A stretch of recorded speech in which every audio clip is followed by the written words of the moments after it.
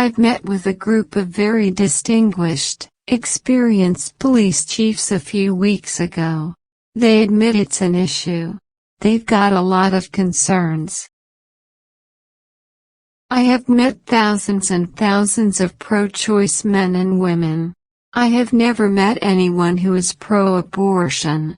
Being pro-choice is not being pro-abortion. Being pro-choice is trusting the individual to make the right decision for herself and her family. I have tried my entire life to do what I can to support children and families. I have said that I'm not running and I'm having a great time being a first-term senator. I have been very consistent over the course of my entire life. I have always fought for the same values and principles. I will not let anyone into America that I think poses a risk to us. I don't think it was progressive to vote to give gun makers and sellers immunity. I don't think it was progressive to vote against Ted Kennedy's immigration reform. I did not have textual relations with that server. I did not email any classified material to anyone on my email. There is no classified material.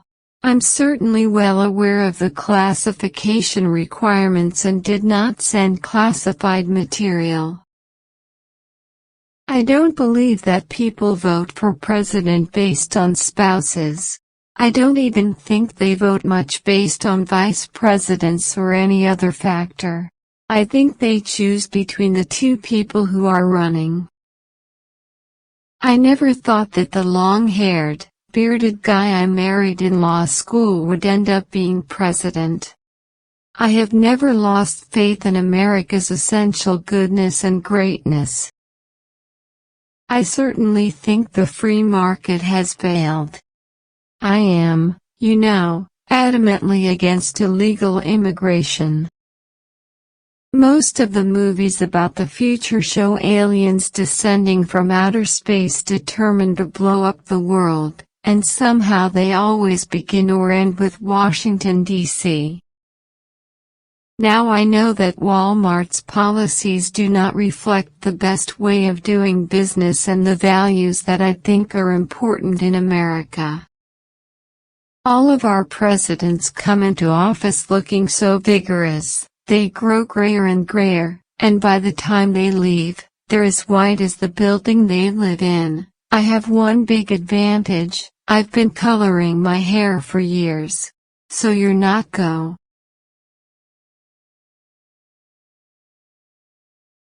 The arts are not a luxury. They are an integral part of our lives as individuals and as a nation. It is often the case that laws must change before fears about change dissipate.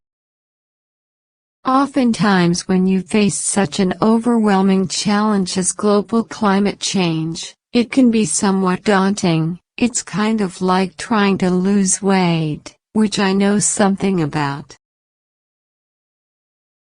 Often those who are denied rights are least empowered to bring about the changes they seek. Everyday Americans need a champion, and I want to be that champion. Every moment wasted looking back keeps us from moving forward. Who is going to find out? These women are trash. Nobody's going to believe them. The present system is unsustainable. The only question is whether we will master the change or it will master us. My husband may have his faults, but he has never lied to me. It is past time for women to take their rightful place, side by side with men, in the rooms where the fates of peoples, where their children's and grandchildren's fates, are decided.